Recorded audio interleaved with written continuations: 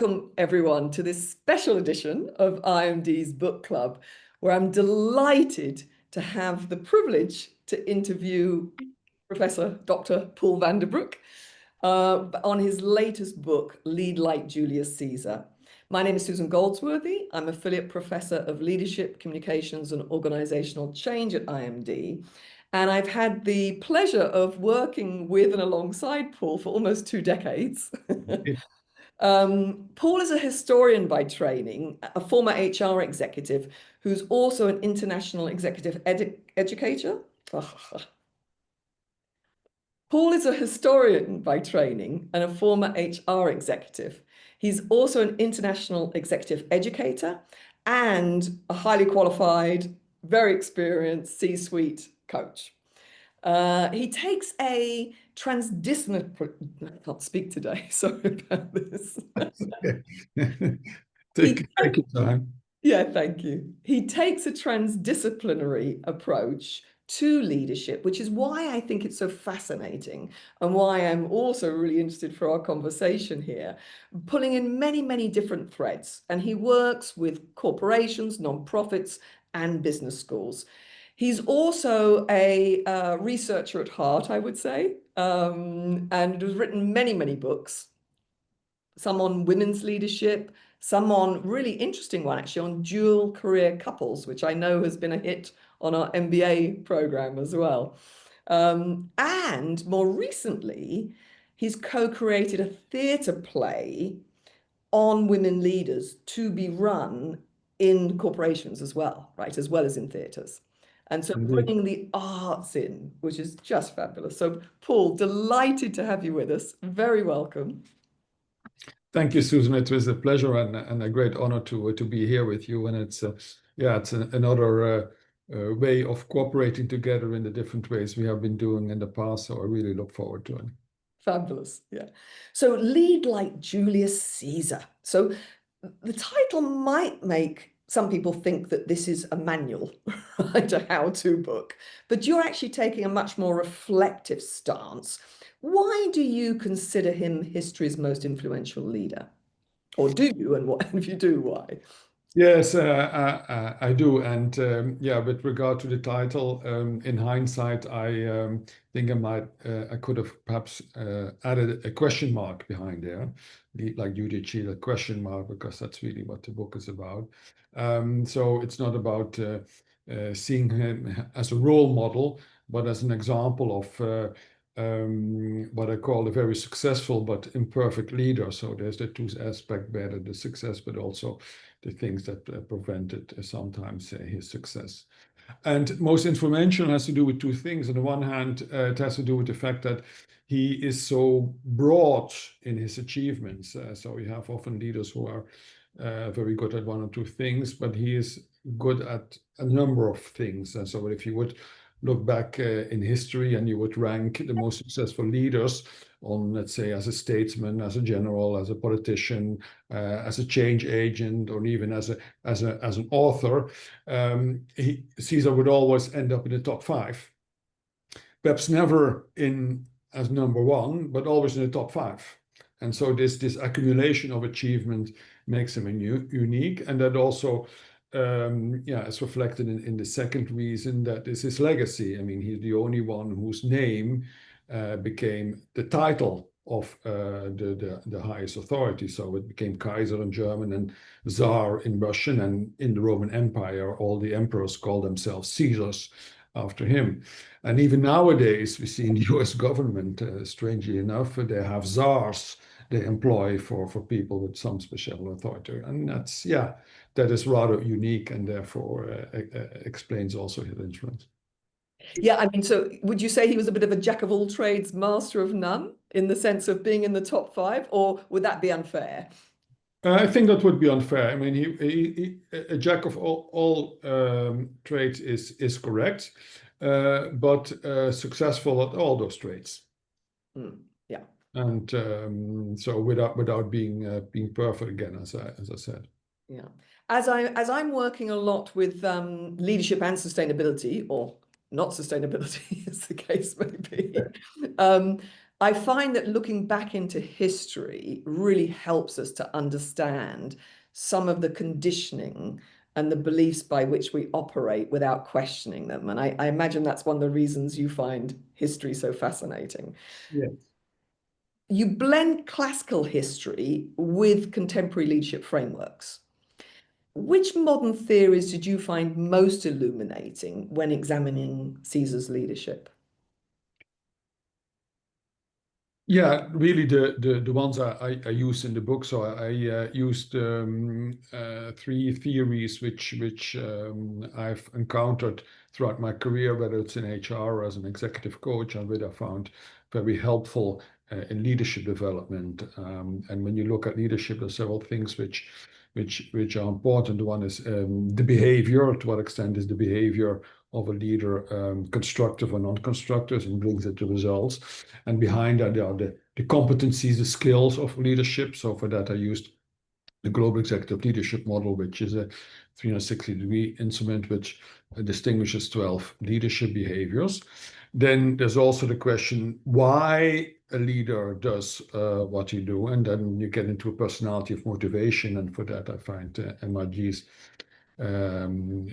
individual directions inventory very helpful, because it really distinguish a number of motivators which drive people to do certain things or to avoid certain things. And then finally, yeah, leadership doesn't happen in a vacuum. Most of the time, it happens in an organization. And in my case, I particularly look at larger organizations, whether it's public or private. And then you have a structure, you have a career system, you have career development, career progress. And for that, I find the leadership pipeline as a model very helpful to look at how you successfully develop a career within a structured organization. Yeah, and I think it's your application of these contemporary leadership frameworks to a historical figure that makes this book so unique, Yes. which is rather wonderful, right? It's not Yeah. what you expect. Most people would expect either a historical, narrative. Yeah. Whereas that lens of looking through, and I know you and I are both big fans of MRG's IDI, the individual directions inventory. What was one of the traits that surprised you when, I mean, it must have been kind of interesting to go back into the history and then see what would he have been on the IDI if we were to take from the historical documentation. Was there something that surprised you in that at all? Yes. So we have this combination of things which is interesting when motivations reinforce or sometimes put people into difficult situation. And with Caesar, you have somebody who's driven by excellence, want to really to achieve results, and also by recognition. In other words, not just good results, but also by being recognized for that. And that's why, with also a willingness and a drive to hard working, he never stopped. He went on and on and on. And that's also part of his success, but also in a certain way part of his failure, because he was so much driven toward that he perhaps, particularly when he got a job, forgot that perhaps it's not only about his own achievement, but about the achievement of the organization, which we need to bring along. So that's one thing, and particularly the most surprising to that is where that came from. So that it's this drive for excellence is not necessarily from himself. It was the imprinting he got from his upbringing. He really wanted to achieve the objectives his family set for him, as well as the organization he was part of, the Roman Republic. And I think that was also missing a bit for him, in the sense of what were his own personal motivations, as opposed to doing so much, working so hard for other people's, so to speak, to achieve other people's objectives. Mm. Yeah, I guess in our experience with executives in today's corporate world, we see this quite a bit, actually. Absolutely. Yeah, I Very found that much. very recognizable. Yeah. Yeah. Yeah. Yeah. So, but I found surprising to also discover that in Julius Caesar. Yeah. One of the things I think that he seemed to do well from your research of him that we don't see necessarily done so well with executives is he was a master communicator and storyteller. And this Yes. is something I know a lot of executives are keen to learn, but it's something that they're not necessarily good at. So he wasn't just a warrior. What can we learn about the way he used language and narrative to shape his power? So one of the key examples of that is that he wrote about himself. You can call it a diary or you can call it a pamphlet, and it's now all put together on several books. The most known is his commentaries on the Gallic War, which is used in many schools and universities as literature. But essentially it was, and that's why I call it with a modern term, embedded journalism. It was him talking about what was happening, talking about himself in the third person. So he says Caesar did it, Caesar did that, while he himself wrote it. And that gave him an opportunity to tell people what was happening, of course, in his own favor usually, but nevertheless, it's also an opportunity to value the contribution of others, members of his team, his soldiers, and also talk about vulnerabilities. It was not only success stories, he always talked about things which went wrong. Mm. And I think that gave him a very authentic story about himself, what had happened, and also, put color to him as a person and as a leader, and therefore became part of his. It certainly very strongly supported his brand and his notoriety, and therefore also part of his success. When you look at the things he was writing about himself, because that's fascinating, right? Yeah, As you say, yeah, first person in the third person. yeah, yeah. How much did you see that related to, for example, what Shakespeare did with Julius Caesar, with the play? Was he represented as you feel he was, or did it distort in many of the subsequent later interpretations of him?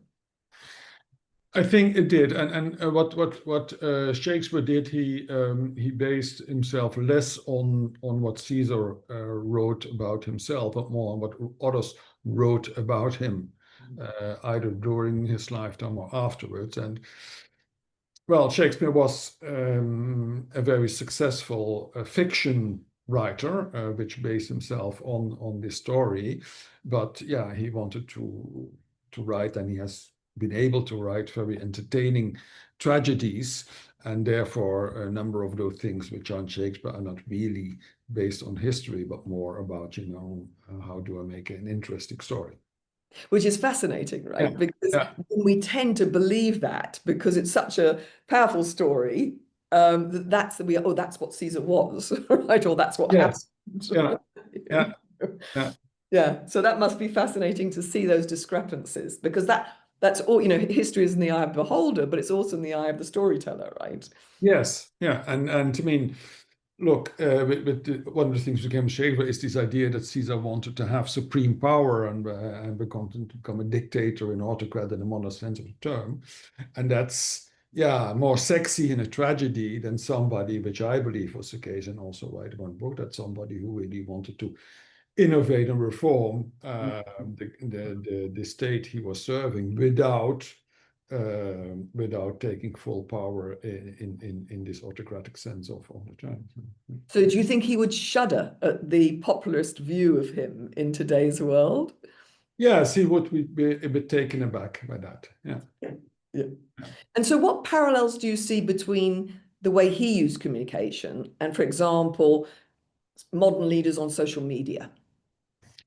So this storytelling, this authenticity, this also sharing vulnerability, this talking about himself, is certainly something which has a parallel to today. But there was also some things missing. I mean, as Caesar in that respect was also not perfect. So what was missing a bit in his regard was his personal life. I mean, people also in Rome, there was a lot of gossip going on, as much as now is going on social media, and they were interested in the personal life of the leaders, and Caesar was very reluctant to share anything of that. So that's something he could have done better. Fascinating, right? Yeah, yeah. And when you look at executives in today's world. You've written this book for basically readers at any stage of their career or any stage of their life. What would you say is a difference that a young professional just starting out might gain from reading the book versus a seasoned C-suite executive or a CEO? So if you look at the up and coming career starters, so to speak, then what they come from is the relevance of getting operational experience, and I emphasize operational experience early on in the career.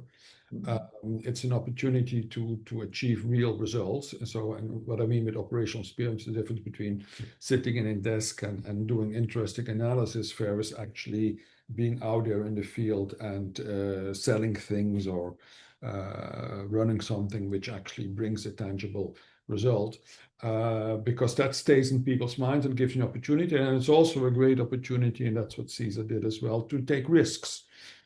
Things can go wrong, but it's not a big deal at that early stage of the career, whereas the learning benefit you get from it is much longer. So to have that courage to actually step in there and really do something, I think that's really valuable. Mm. Mm. For the senior CEO executive leaders, it's to be aware of what your followers want, particularly direct followers. And one of the things Caesar struggled with is that he wasn't really aware that the advice he got from his followers was biased by the interest of these followers. And that's perfectly okay. It's not like they manipulated him, but it's another matter to take that advice as face value, or to say, I get his advice, but actually what's possibly behind there, and how is that filtered, and how do I take that filter out so I get the actual objective advice that's necessary for me. So he didn't have like a court jester or the devil's advocate who was keeping him grounded. No, exactly. And I think also he was somebody who, and then we come back to his motivation to the IDI, who was low in receiving. So it's somebody who was very self-reliant, autonomous, and that those individuals, particularly Caesar, tend to give the impression to others, well, they want to do big things themselves. They don't really need or want our advice. And and after there's a power difference, it's difficult to get the feedback from the people below you, which you actually need. Do you think he would be a challenge to coach? Would you have loved to have coached Caesar? He would certainly be a difficult person, because I mean, he was very quick thinker, so you really have to be very quick on the ball with somebody like that, and also break through that self-reliance. On the other hand, it's a person who was very open to change and innovation. So in a sense, he was certainly not adverse to learning. So that's perhaps the angle through which you could get to him. Beautiful, yeah. And as you were exploring him and his life, what did you learn about power, ambition, or even leadership ethics? Now, in his case, ethics, first of all, was one of the things which drove him and became part of his leadership brand, and he would pursue that relentlessly throughout his life. With regard to power and ambition, I think he's the case, and I'm not sure whether there are leaders which are different. What you achieve and to feel satisfied, motivated as a leader, is to achieve results in different way. But the measure of what success is, or what a good result is, also in the eye of the beholder. So in other words, there's all an external verification of what good is, of what excellence is. And that's also in the case with Caesar, and I think this is something which we are underutilizing in order to get leaders, to motivate leaders to do the things we want them to do.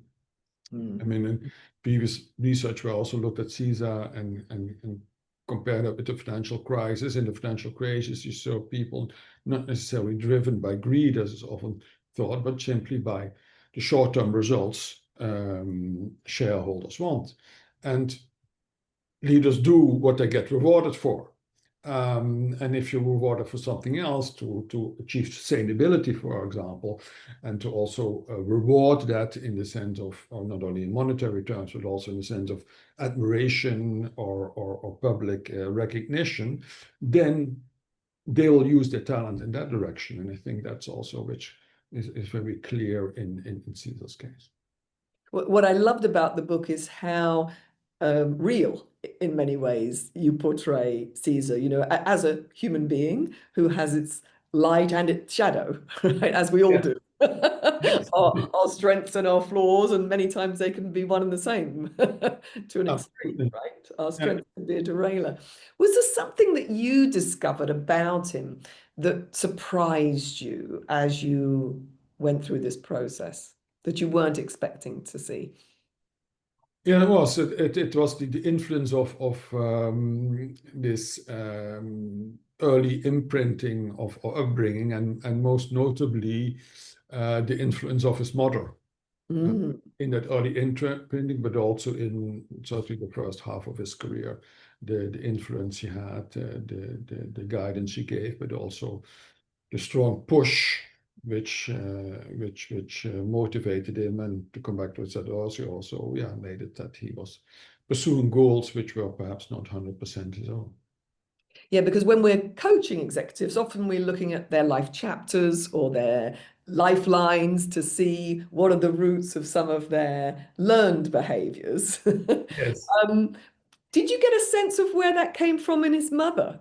Was there enough data around or enough writing about his mother to say, okay, she came from a environment that. Yeah, no, I think so.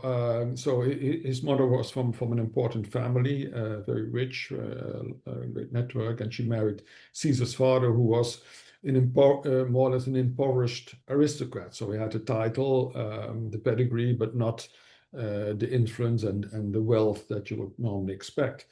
And it was probably arranged marriages happening today, but it looks like his mother signed up for Caesar's father's family project, which was to bring this family back to the level they believed they were entitled to.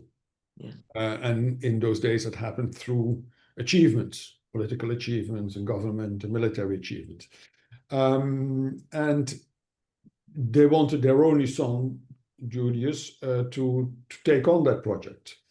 And when Caesar's father died, Caesar's mother Aurelia took that project over on her own, and she really steered Caesar in that direction. Also used her wealth and a network in his benefit, make sure that he got the right jobs early on, protected him sometimes from some stupid things he did, and yeah, she was really a very strong force behind him to get him going. And yeah, she believed in that family project, and so did Julius, and yeah, he achieved it. Did you get a sense at any stage that he was rebelling against her, or? Possibly, yes. So he did once, shortly after his father died, and he was just married and was 18 or 19 years old. Yeah,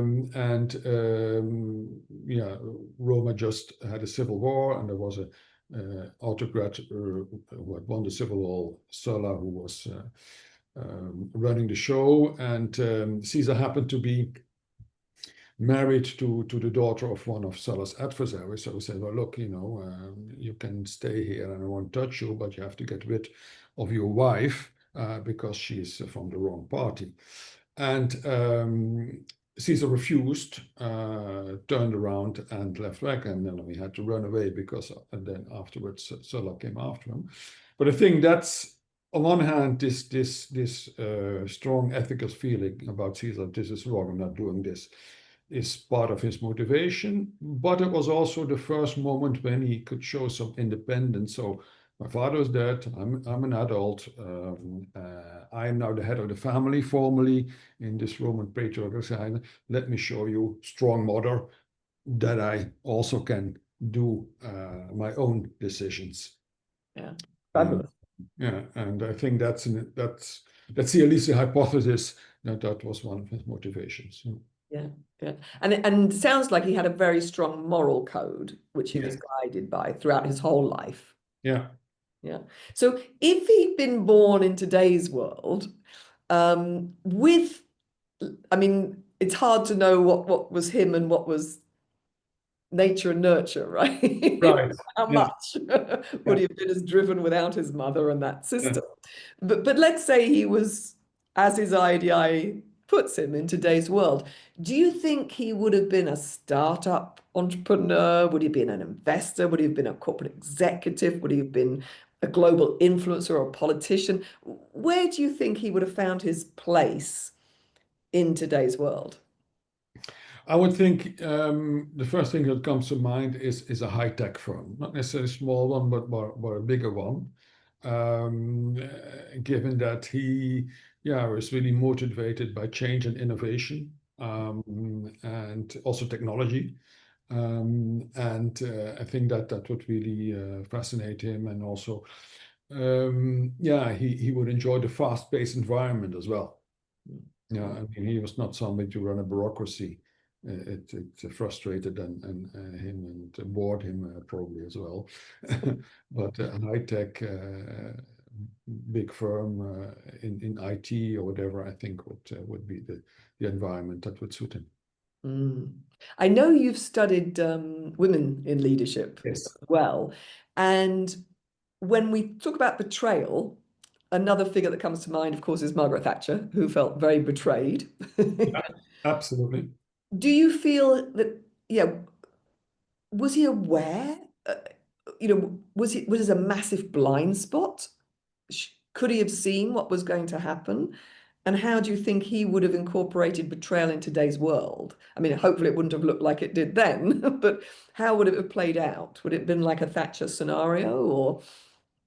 Well, what has happened to Caesar at the end is a Thatcher scenario. I mean, and nowadays we stab people in the back metaphorically, but in those days, in real time, that's we call that civilization.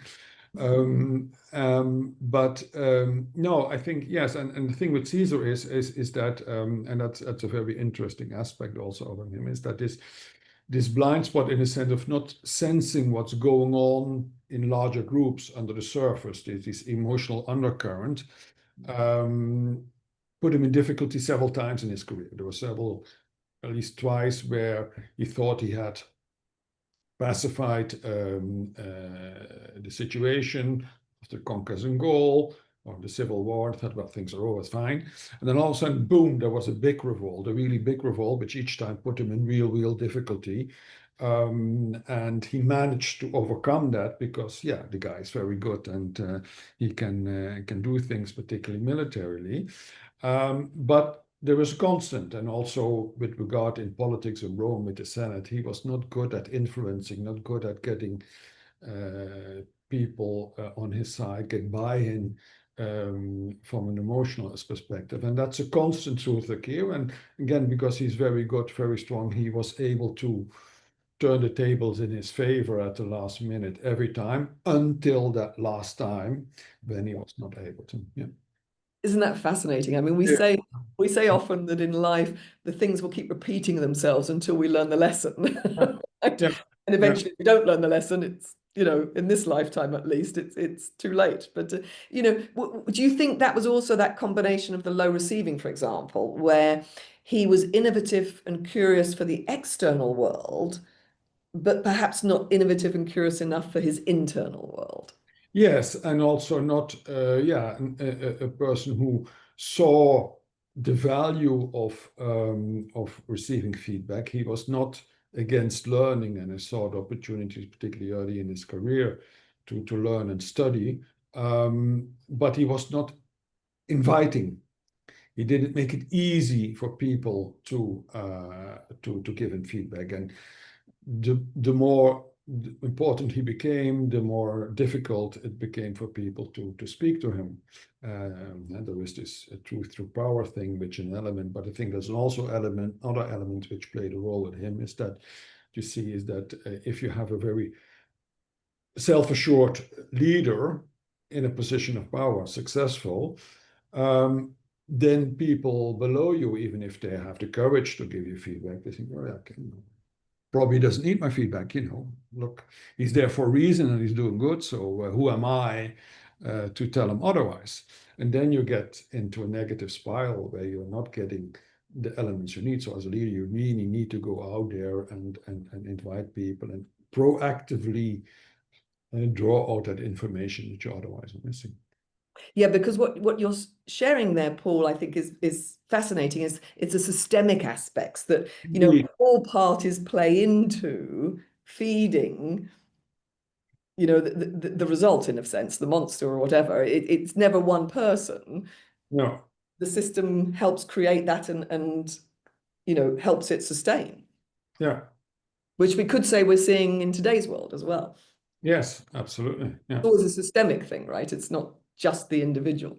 No, absolutely. It all works together in different ways. And I think that's also fascinating with somebody like Julius Caesar, who, undoubtedly achieved a great thing, was extremely powerful and so forth, yet less independent in the decision making than one might think because of these systemic factors that play a role.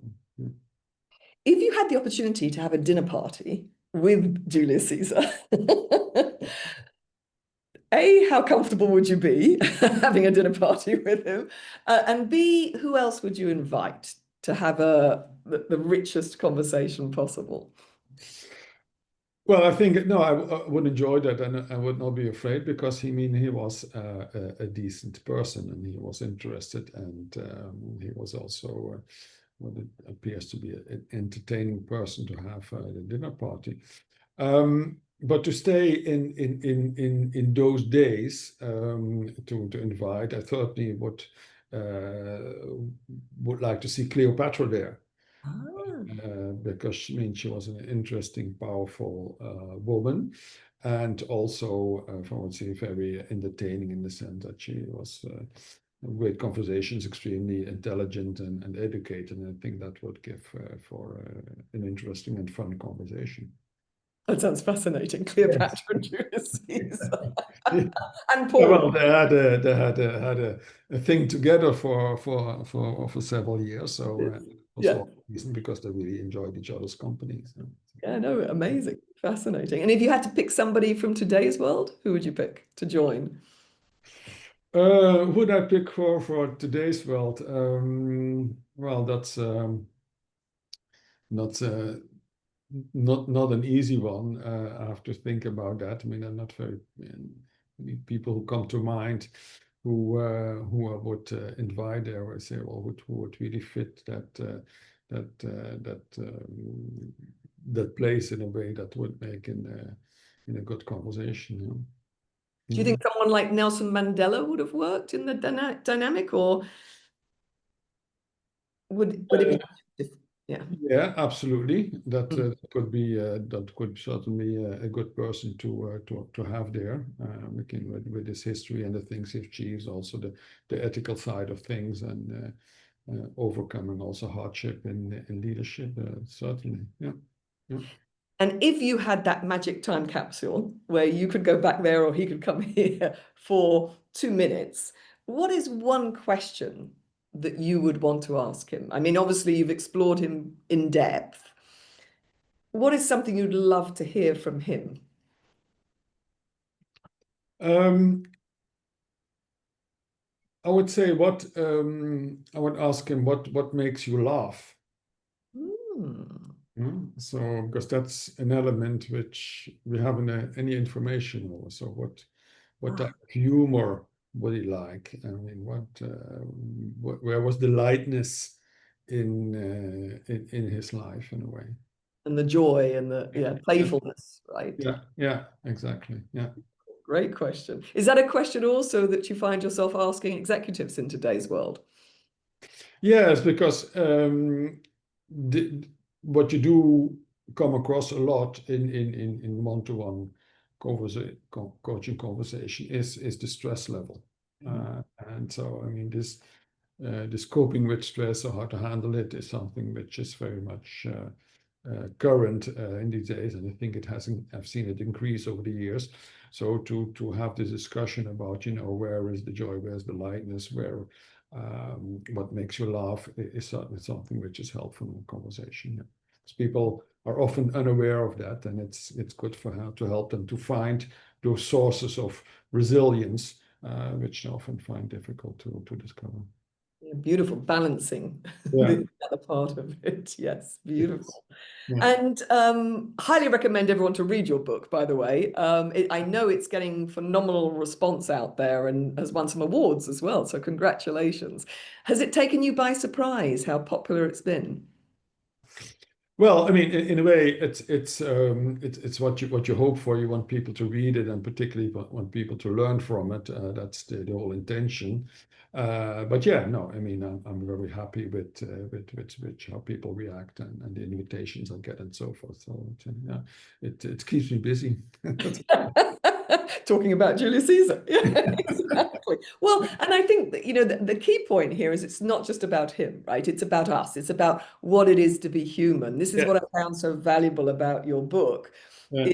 Yes, it's through the lens of Julius Caesar, but throughout, it's that question of what is it to be human? What is it to be me? What am I? You can ask yourself the same questions that we're asking of Caesar, right? And Yes, absolutely.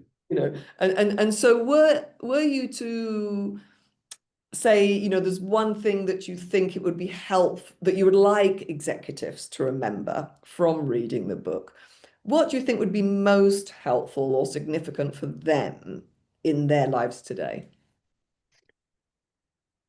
Yeah, I think it's about this making sure that you get enough information, feedback. For Caesar, he didn't get enough of it, and thereby emotional intelligence, particularly with regard to groups, became his biggest flaw and ultimately caused him the premature end of his career. But behind there is that feedback, and I think that feedback is it with any type of competency for a leader important to develop, particularly those weaker sides, but also the stronger side, but particularly the weaker sides, in order to avoid that they become a real obstacle for your success. Yeah, beautiful. So it's that growth mind shift. I'm good, but how can I get better? Help me learn and Yeah, grow. yeah, Yeah, absolutely. Yeah, yeah. beautiful. Yeah. Paul, thank you so much. It's been an absolute delight to speak with you. Again, I highly recommend the book. Do you have a copy there you could hold up? Mine's Yes, indeed. okay. Yeah, wonderful. Fantastic. There we go. There we go. Highly recommend it. Fabulous read. And as I say, what I found powerful about it was not just learning about Caesar and a side of him that I hadn't seen from the popularist side, but also what I learned about myself in the process, which was wonderful. So That's great. Yeah. thank you. Thank you, Sue. It has been a pleasure and an honor, as I said, and it was great talking to you. Thank you so much. Look forward to seeing you soon. Absolutely.